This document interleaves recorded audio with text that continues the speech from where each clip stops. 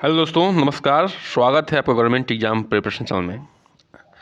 आज हम लोग करने वाले हैं वो यूपी पीसीएस का मॉक टेस्ट 5वां करने वाले हैं। 4 पार्ट हम लोग जो है पढ़ चुके हैं, अपलोड हो चुका है। जो भी भाई बहन हमारे नए हैं जाके चैनल के प्लेलिस्ट में देख सकते हैं।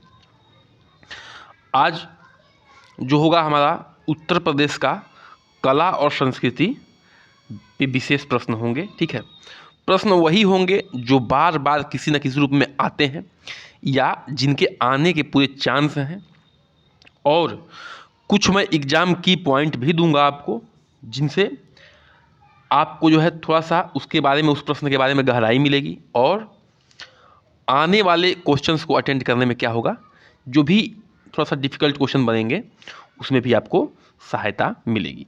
चलिए शुरू करते हैं सेशन। आज का पहला प्रश्न है, उत्तर प्रदेश में ललित कला अकादमी नेशनल एकेडमी ऑफ आर्ट के क्षेत्रीय केंद्र में स्थित है। ठीक है, उत्तर प्रदेश में ललित कला अकादमी नेशनल एकेडमी ऑफ आर्ट क्षेत्रीय केंद्र में स्थित है। किसके? कानपुर के, लखनऊ के, इलाहाबाद के या बनारस के?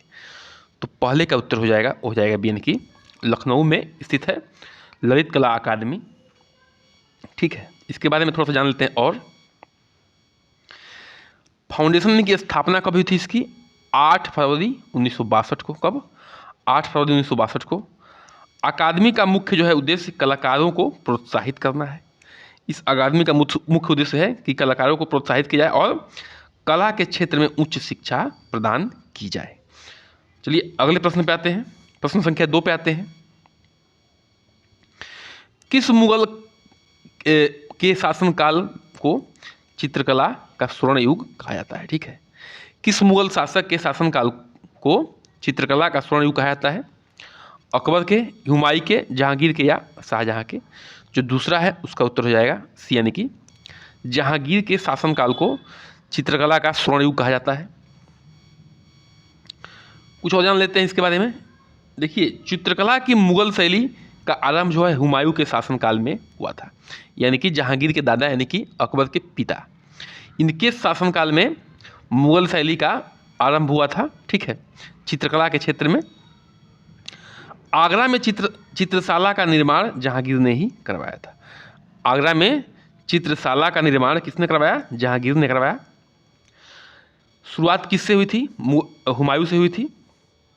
मुगल शैली को आगरा शैली भी कहा जाता है। ठीक है, जो भी चित्रकला की शैली है मुगल शैली, उसको आगरा शैली भी कहा जाता है। चलिए अगले प्रश्न पे आते हैं। प्रश्न संख्या 3 पे आते हैं। राज्य में हिंदू स्थापत्य निर्माण का प्रमुख स्थान है। राज्य में हिंदू स्थापत्य कला निर्माण का प्रमुख स्थान है। फतेहपुर सीकरी है, महोबा है, वृंदावन है या इलाहाबाद है? ध्यान रखिएगा, हिंदू स्थापत्य कला की बात हो रही है, तो तीसरे का उत्तर हो जाएगा सी यानी कि वृंदावन है। ठीक है, वृंदावन में आपको तमाम मंदिर दिखेंगे। यहाँ के अधिकतम मंदिरों का निर्माण जो है मुगल शासक अकबर के समय में हुआ है। वृंदावन के जो भी मंदिर हैं उसका मैक्सिमम, अधिकतर मंदिरों का निर्माण मुगल शासक अकबर के शासनकाल में हुआ है। जैसे जगत किशोर मंदिर, मदन मोहन मंदिर, गोविंद देव मंदिर। और इन मंदिरों के जो निर्माण हुआ है उसमें आपको मुगल शैली जो है आराम से दिख जाएगा, मुगल शैली का छाप इसमें दिख जाएगा। आगे बढ़ते हैं, अगले प्रश्न पे आते हैं। प्रश्न संख्या 4 पे आते हैं। प्रसिद्ध ठुमरी गायिका गिरिजा देवी का जन्म किस शहर में हुआ था? प्रसिद्ध ठुमरी गायिका गिरिजा देवी जी हैं, उनका जन्म जो है किस शहर में हुआ था? कानपुर में, प्रयागराज में, लखनऊ में या वाराणसी में? तो चौथे का उत्तर हो जाएगा डी यानी कि वाराणसी में। ये वाराणसी घराने से संबंध भी रखती हैं। यह वाराणसी घराने की एक प्रसिद्ध भारतीय शास्त्रीय गायिका थी। ठीक है, कहाँ की? वाराणसी घराने की। ठुमरी गायन को लोकप्रिय बनाने में इनका बड़ा योगदान है। ठीक है, ठुमरी गायन को लोकप्रिय बनाया इन्होंने। उन्हें 1989 में पद्म भूषण और 2016 में पद्म विभूषण मिला। ठीक है, उनको नवाजा गया था 1989 में पद्म भूषण से और 2016 में पद्म विभूषण से। आगे बढ़ते हैं, प्रश्न संख्या 5 पे आते हैं। भारत खंडे संगीत संस्थान कहाँ है? भारत खंडे संगीत संस्थान कहाँ है? वाराणसी है, आगरा है, प्रयागराज है, लखनऊ है? तो बताइए 5वें का उत्तर क्या होगा। देखिए, ये सब ऐसे प्रश्न हैं जो बार बार आते हैं, किसी ना किसी रूप में आपको देखने को मिल जाएंगे, चाहे वो मैच द कॉलम है, चाहे जैसे भी, ठीक है, और या स्टेटमेंट बना के। तो आपको जो है एकदम याद रखना है, याद कर जाना है। और एक और बात है, ये सिर्फ पीसीएस के लिए नहीं, किसी भी स्टेट पीसीएस के लिए, ठीक है, किसी भी यूपी के किसी भी एग्जाम के लिए। मैं तो कहता हूँ बार बार कि आप जो है यूपी पीसीएस का प्री के एग्ज़ाम की तैयारी कर लीजिए, और आप भी किसी भी नॉन टेक्निकल एग्ज़ाम में, आरओ यारो, ठीक है, या अन्य सारे बहुत सारे एग्ज़ाम होते हैं नॉन टेक्निकल एग्ज़ाम जो यूपी में होते हैं, लेखपाल, कानूनगो, उसमें आप हावी रहेंगे, ठीक है। यूपी टेट, जो भी सुपर टेट जो भी है, सारे एग्जाम में आप हावी रहेंगे। बस प्री की तैयारी कर लीजिए यूपी पीसीएस की एक अच्छे लेवल से, ठीक है। तो पाँचवें का जो उत्तर हो जाएगा वो जाएगा डी, यानी कि भारत खंडीय संगीत संस्थान लखनऊ में है। अब देख लीजिए, थोड़ा सा और जान लीजिए। वो तो दूसरा था, ये दूसरा है, भारतेंदु नाटक अकादमी भी लखनऊ में है। कहाँ है? भारतेंदु नाटक अकादमी भी लखनऊ में ही है। और भारतेंदु नाटक अकादमी की स्थापना कब हुई थी? वर्ष 1975 में लखनऊ में की गई थी। तो ध्यान रखिएगा, भारतेंदु नाटक अकादमी और भारत खंडीय संगीत संस्थान दोनों लखनऊ में है, और दोनों को याद रखना है आपको। आगे बढ़ते हैं, प्रश्न संख्या 6 पे आते हैं। पराजय की पीड़ा चित्र के चित्रकार हैं। पराजय की पीड़ा चित्र के चित्रकार कौन है? शमशेर सिंह जी हैं, रामचंद्र शुक्ल जी हैं, किरण जी हैं, या श्रीपत राय जी हैं। तो 6वें का उत्तर होगा वो हो जाएगा आपका डी, यानी कि रामचंद्र शुक्ल जी हैं पराजय की पीड़ा के चित्रकार। इनके रामचंद्र शुक्ल जी के कुछ और चित्रों के बारे में जान लेते हैं। इनका नाम है आकांक्षा, प्रतिशोध, दया, मौत की आंखें, रोगी का स्वप्न, शेष अग्नि, इनके प्रमुख चित्र हैं, ठीक है, रामचंद्र शुक्ल जी के। चलिए अगले प्रश्न पे आते हैं, प्रश्न संख्या 7 पे।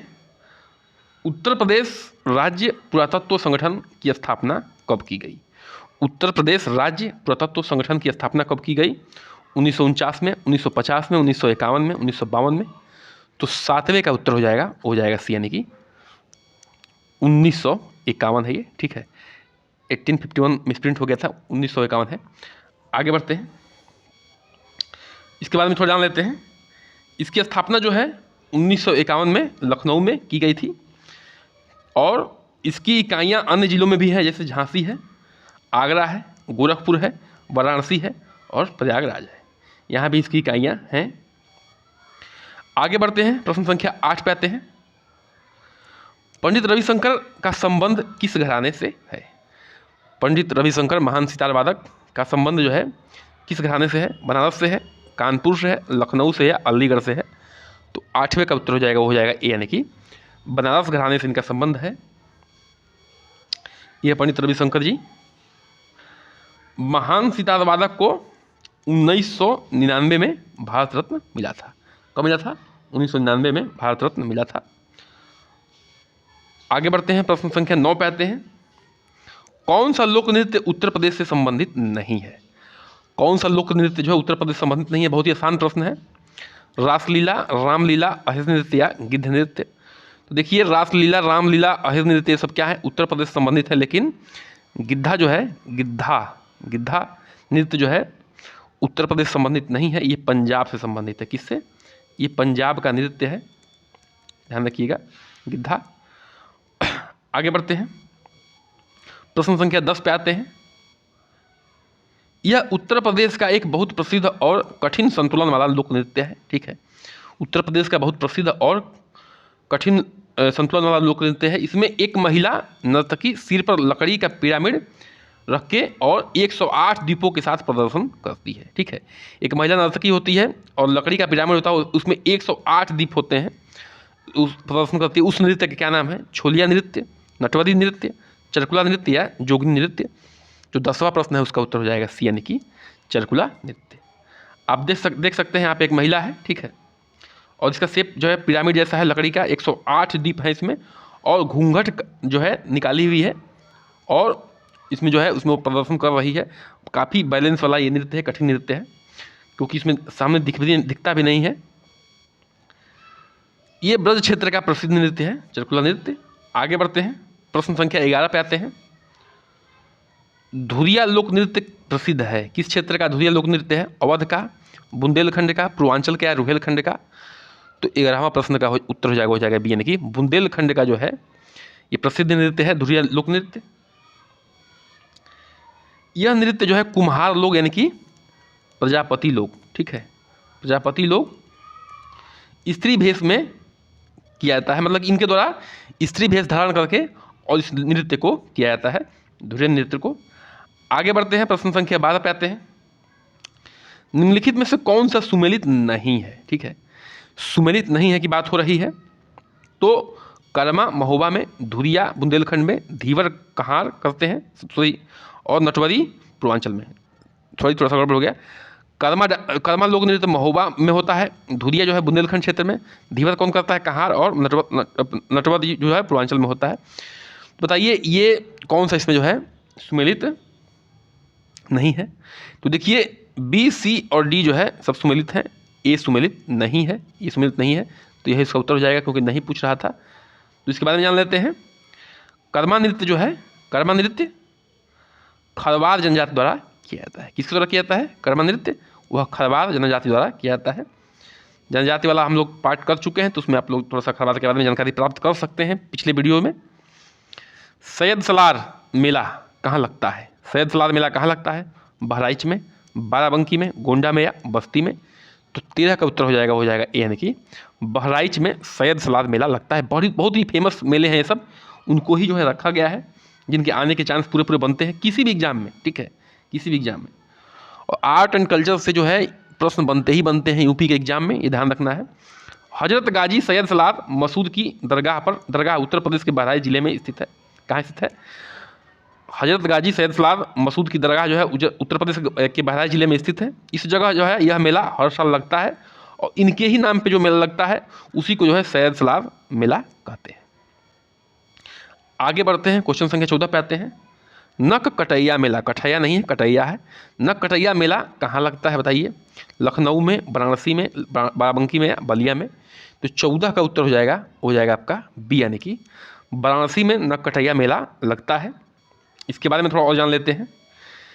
विजयदशमी के समय, ठीक है, दशहरा के समय यह मेला लगता है, जिसमें हिंदू धर्म के प्रसिद्ध पवित्र ग्रंथ रामचरितमानस के प्रसंग पर नाटक चलता है, ठीक है। इस मेले में क्या होता है कि जो रामचरितमानस है उसके जो है प्रसंगों पे, उसकी घटनाओं पे इसमें जो है लोग जो है नाटक के द्वारा प्रदर्शन करते हैं।